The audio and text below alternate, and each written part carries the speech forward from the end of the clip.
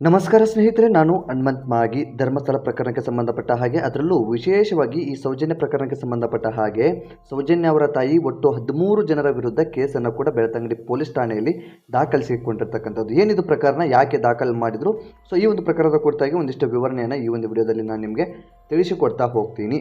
So ನೀವೇನಾದರೂ ಮೊದಲ ಸಲ ನಮ್ಮ ಚಾನಲ್ ನೋಡ್ತಿದ್ರೆ ಈ ಕೂಡಲೇ ಸಬ್ಸ್ಕ್ರೈಬ್ ಮಾಡಿ, ಗಂಟೆ ಬಟನ್ ಕೂಡ ಕ್ಲಿಕ್ ಮಾಡಿಕೊಳ್ಳಿ. ವಿಡಿಯೋನ ಪೂರ್ತಿಯಾಗಿ ನೋಡಿ. ಪೂರ್ತಿಯಾಗಿ ಯಾಕೆ ನೋಡಿ ಅಂತ ಹೇಳ್ತಾ ಇದ್ದೀನಿ ಅಂತಂದರೆ, ಈ ಒಂದು ಕೇಸ್ನ ಸತ್ಯಾಸತ್ಯತೆ ಏನು, ಯಾಕೆ ಇವರು ಕೇಸ್ ಮಾಡಿದ್ರು, ಏನು ಎಂಬುದೆಲ್ಲ ವಿಚಾರ ನಿಮಗೆ ಗೊತ್ತಾಗುತ್ತೆ. ಅದು ಹೊರತುಪಡಿಸಿ ನೀವು ಮಧ್ಯದಲ್ಲಿ ಅರ್ಧಕ್ಕೆ ನೋಡಿ ಸ್ಕಿಪ್ ಮಾಡಿಬಿಟ್ರೆ ಸೊ ವಿಷಯ ಏನು ಎಂಬುದು ನಿಮಗೆ ಸಂಪೂರ್ಣವಾಗಿ ಅರ್ಥ ಆಗೋದಿಲ್ಲ. ಆ ಒಂದು ಕಾರಣದಿಂದಾಗಿ ವಿಡಿಯೋನ ಪೂರ್ತಿಯಾಗಿ ನೋಡಿ ಅಂತ ಹೇಳೋದಕ್ಕೆ ಇಷ್ಟಪಡ್ತಾ ಇದ್ದೀನಿ. ಸೊ ಸ್ನೇಹಿತರೆ, ಇನ್ನು ನೇರವಾಗಿ ವಿಷಯಕ್ಕೆ ಬರೋಣ. ಸೌಜನ್ಯ ತಾಯಿ ಆಗಿರ್ತಕ್ಕಂತಹ ಕುಸುಮಾವತಿ ಅವರು ನಿನ್ನೆ ಅಷ್ಟೇ ಈ ಒಂದು 13 ಜನರ ವಿರುದ್ಧ ಕೇಸನ್ನು ಕೂಡ ದಾಖಲು ಮಾಡಿದ್ದಾರೆ. ಮುಖ್ಯ ಉದ್ದೇಶ ಇಷ್ಟೇ, ನಾನು ಸಂಕ್ಷಿಪ್ತವಾಗಿ ಹೇಳಿಬಿಡ್ತೀನಿ. ಇವರ ವಿರುದ್ಧ ಅವಹೇಳನಕಾರಿ ಪೋಸ್ಟ್ಗಳನ್ನು ಮಾಡಿರ್ತಕ್ಕಂಥದ್ದು, ಅದೇ ರೀತಿಯಾಗಿ ಮಾನಹಾನಿ ಆಗೋ ರೀತಿಯಾಗಿ ಪೋಸ್ಟನ್ನು ಮಾಡಿರ್ತಕ್ಕಂಥದ್ದು, ಅದೇ ರೀತಿಯಾಗಿ ಇವರಿಗೆ ನೋವು ಉಂಟು ಮಾಡುವಂತಹ ಮಾತುಗಳನ್ನು ಹಾಡಿರ್ತಕ್ಕಂಥದ್ದು. ಸೊ ಈ ಒಂದು ಕಾರಣಗಳಿಂದಾಗಿ ಇವರು ಒಟ್ಟು 13 ಜನರ ಮೇಲೆ ಕೇಸನ್ನು ಕೂಡ ದಾಖಲು ಮಾಡಿದ್ದಾರೆ. ಅದರ ಒಂದು ಕೇಸ್ನ ಪ್ರತಿಯನ್ನು ಕೂಡ ನೀವು ನೋಡಿದ್ರಿ ಅಂತ ಅಂದ್ಕೊಳ್ತೀನಿ. ಸೊ ಈ ರೀತಿಯಾದಂಥ ಬೆಳವಣಿಗೆ ಧರ್ಮಸ್ಥಳ ಸೌಜನ್ಯ ಪ್ರಕರಣದಲ್ಲಿ ನಡೀತಾ ಇದೆ. ಹೋರಾಟ ಎಲ್ಲಿಂದ ಆರಂಭ ಆಯಿತು ಅಂತ ನಿಮಗೆ ಗೊತ್ತಿದೆಯಾ? 13 ವರ್ಷಗಳ ಹಿಂದೆ ಸೌಜನ್ಯ ಅರೆನಗ್ನದಲ್ಲಿ ಸಿಕ್ಕಿರ್ತಾಳೆ, ಕೊಲೆ ಆಗಿರುತ್ತೆ, ರೇಪ್ ಆಗಿರುವಂತಹ ಎಲ್ಲ ಲಕ್ಷಣಗಳು ಕೂಡ ಕಾಣ್ತಾ ಇರುತ್ತೆ.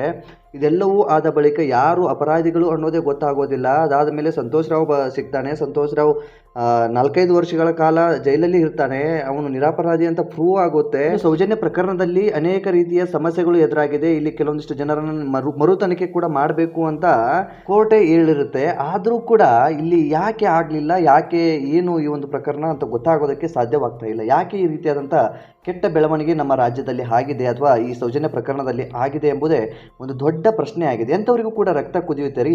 ಕೆಲವೊಂದು ನಾಲಾಯಕರು ಯಾವ ರೀತಿಯಾದಂಥ ಪೋಸ್ಟ್ಗಳನ್ನು ಮಾಡ್ತಾ ಇದ್ದಾರೆ ಗೊತ್ತಾ?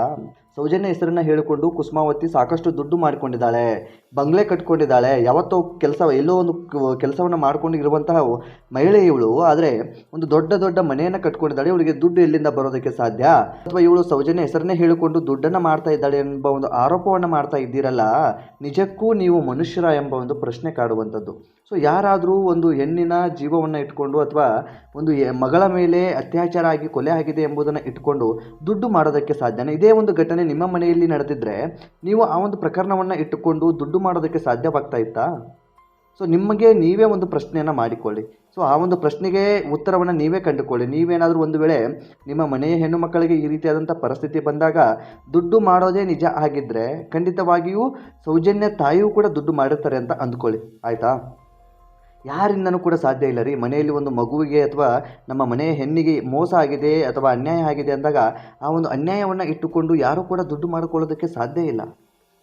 ಸೊ ಈ ರೀತಿಯಾದಂಥ ಅವಹೇಳನಕಾರಿ ಪೋಸ್ಟ್ಗಳನ್ನು ಮಾಡ್ತಿರಲ್ಲ, ಇದರಿಂದ ನಿಮಗೆ ಏನು ಲಾಭ ಇದೆಯೋ ಅದು ಕೂಡ ಗೊತ್ತಿಲ್ಲ. ನ್ಯಾಯದ ಪರವಾಗಿ ಸಾಧ್ಯವಾದರೆ ಹೋರಾಡಿ, ಇಲ್ಲ ಅಂದರೆ ಬಾಯಿ ಮುಚ್ಕೊಂಡು ಮನೆಯಲ್ಲಿ ಇರಿ.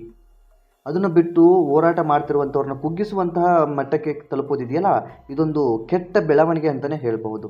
ಸೊ ಸೌಜನ್ಯ ಪ್ರಕರಣಕ್ಕೆ ಸಂಬಂಧಪಟ್ಟ ಹಾಗೆ ಸಾಕಷ್ಟು ಜನ ಮುನ್ನುಗ್ತಾ ಇದ್ದಾರೆ. ಮಹಿಳೆಯರು, ಪುರುಷರು, ಅವರು ಇವರು ಯಾರೂ ಕೂಡ ಅನ್ನದೆ ಎಲ್ಲರೂ ಕೂಡ ಹೋರಾಟದಲ್ಲಿ ಪಾಲ್ಗೊಳ್ತಾ ಇದ್ದಾರೆ ಸೌಜನ್ಯಗೆ ನ್ಯಾಯ ಸಿಗಬೇಕು ಅಂತ. ನೀವು ನನಗೆ ಬೇಕಿದ್ರೆ ಒಂದು ಪ್ರಶ್ನೆ ಕೂಡ ಮಾಡ್ಬೋದು, ಸೌಜನ್ಯ ಒಬ್ಬಳೇನ ಅನ್ಯಾಯ ಆಗಿರ್ತಕ್ಕಂಥದ್ದು ರಾಜ್ಯದಲ್ಲಿ, ಬೇರೆ ಜನರಿಗೆ ಆಗಿಲ್ವಾ ಅಂತ ನೀವು ಹೇಳ್ತಾ ಇರ್ಬೋದು.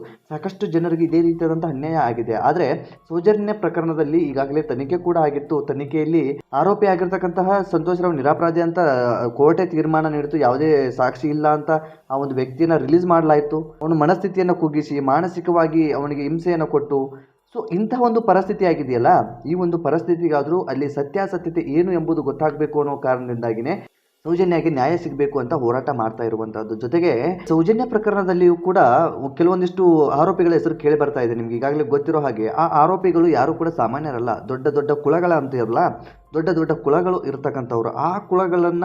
ಆ ಕುಲಗಳಿಗೆ ಶಿಕ್ಷೆ ಆದರೆ ನಮ್ಮ ನ್ಯಾಯಾಂಗ ವ್ಯವಸ್ಥೆಯ ಮೇಲೆ ಜನರಿಗೆ ಒಂದು ಒಳ್ಳೆಯ ಅಭಿಪ್ರಾಯ ಬರೋದಕ್ಕೆ ಸಾಧ್ಯ. ಎಂತಹ ದೊಡ್ಡ ವ್ಯಕ್ತಿಗಳಿಗೂ ಕೂಡ ಇಂತಹ ಪ್ರಕರಣಗಳಲ್ಲಿ ಶಿಕ್ಷೆ ಆಗಿದೆ, ಇನ್ನು ನೀವು ಯಾವ ಲೆಕ್ಕ ಎಂಬುದು ಒಂದು ಮನಸ್ಥಿತಿ ನಮ್ಮ ರಾಜ್ಯದ ಜನತೆಗೆ, ದೇಶದ ಜನತೆಗೆ ಬರೋದಕ್ಕೆ ಸಾಧ್ಯ ಆಗುತ್ತೆ. ಹಾಗಾದರೂ ಈ ರೀತಿಯಾದಂತಹ ಒಂದು ಪ್ರಕರಣಗಳು ಕಡಿಮೆ ಆಗೋದಕ್ಕೆ ಸಾಧ್ಯವಾಗುತ್ತಾ ನೋಡಬೇಕಾಗಿರ್ತಕ್ಕಂಥದ್ದು. ಸೊ ಏನು ಹೇಳೋದು ಇಂತಹ ಲಜ್ಜೆಗೆಟ್ಟ ಜನರಿಗೆ, ಏನು ಮಾತನಾಡೋದು ಇಂತಹ ಲಜ್ಜೆಗೆಟ್ಟ ಜನರಿಗೆ?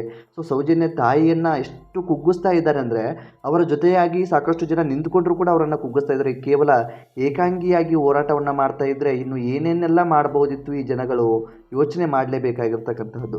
ಒಟ್ಟಾರೆಯಾಗಿ ಈ ನಾಲಾಯಕರು ಏನು ಈ ಸೌಜನ್ಯ ಪ್ರಕರಣಕ್ಕೆ ಸಂಬಂಧಪಟ್ಟ ಹಾಗೆ ಸೌಜನ್ಯ ತಾಯಿಯನ್ನು ಹೀನಾಯವಾಗಿ ಕುಗ್ಗಿಸೋದಕ್ಕೆ ಪ್ರಯತ್ನ ಪಡ್ತಾ ಇದ್ರು. ಅಂತ ನಾಲಾಯಕರ ವಿರುದ್ಧ 13 ಜನರ ವಿರುದ್ಧ ಈಗಾಗಲೇ ಬೆಳ್ತಂಗಡಿ ಪೊಲೀಸ್ ಠಾಣೆಯಲ್ಲಿ ದೂರನ್ನು ಕೂಡ ದಾಖಲು ಮಾಡಲಾಗಿದೆ. ಮುಂದಿನ ದಿನದಲ್ಲಿ ಈ ಒಂದು ಪ್ರಕರಣಕ್ಕೆ ಸಂಬಂಧಪಟ್ಟ ಹಾಗೆ ಯಾವ ರೀತಿಯಾದಂತಹ ಬೆಳವಣಿಗೆ ಆಗ್ಬೋದು ಎಲ್ಲರೂ ಕೂಡ ಕಾದು ನೋಡೋಣ. ಅದೇನೇ ಇರಲಿ, ಸೌಜನ್ಯ ಪ್ರಕರಣಕ್ಕೆ ಸಂಬಂಧಪಟ್ಟ ಹಾಗೆ ಸೌಜನ್ಯಗೆ ನ್ಯಾಯ ಸಿಗೋದಕ್ಕೆ ಎಲ್ಲರೂ ಕೂಡ ಕೈ ಜೋಡಿಸಿ ಹೋರಾಟವನ್ನು ಮಾಡೋಣ. ಸಾಧ್ಯವಾದರೆ, ಇಲ್ಲವಾದರೆ ಕೈ ಮುಚ್ಕೊಂಡು ಅಥವಾ ಕೈ ಕಟ್ಟಿಕೊಂಡು ಸುಮ್ಮನೆ ನೋಡ್ತಾ ಕೂತ್ಕೊಳ್ಳೋಣ. ಅದನ್ನು ಬಿಟ್ಟು ಅದನ್ನು ಹೊರತುಪಡಿಸಿ ಆ ಒಂದು ಹೋರಾಟಗಾರರನ್ನ ಅಥವಾ ಸೌಜನ್ಯ ಕುಟುಂಬದವರನ್ನ ಕುಗ್ಗಿಸುವಂಥ ಕೆಲಸ ಇದೆಯಲ್ಲ, ನಿಜಕ್ಕೂ ಇದು ಸರಿಯಲ್ಲ ಎಂಬ ಒಂದು ಅಭಿಪ್ರಾಯ ಜನರಲ್ಲಿಯೂ ಕೂಡ ಮೂಡ್ತಾ ಇರುವಂಥದ್ದು. ಸೊ ಈ ಒಂದು ಬೆಳವಣಿಗೆಯ ಬಗ್ಗೆ ನಿಮಗೆ ಅನಿಸುತ್ತೆ ಸ್ನೇಹಿತರೆ, ಕಾಮೆಂಟ್ ಬಾಕ್ಸಲ್ಲಿ ಮೆನ್ಷನ್ ಮಾಡಿ. ನೀವೇನಾದರೂ ಮೊದಲ ಸಲ ನಮ್ಮ ಚಾನಲ್ ನೋಡ್ತಿದ್ರೆ ಈ ಕೂಡಲೇ ಸಬ್ಸ್ಕ್ರೈಬ್ ಮಾಡಿ, ಗಂಟೆ ಬಟನ್ ಕೂಡ ಕ್ಲಿಕ್ ಮಾಡಿಕೊಳ್ಳಿ.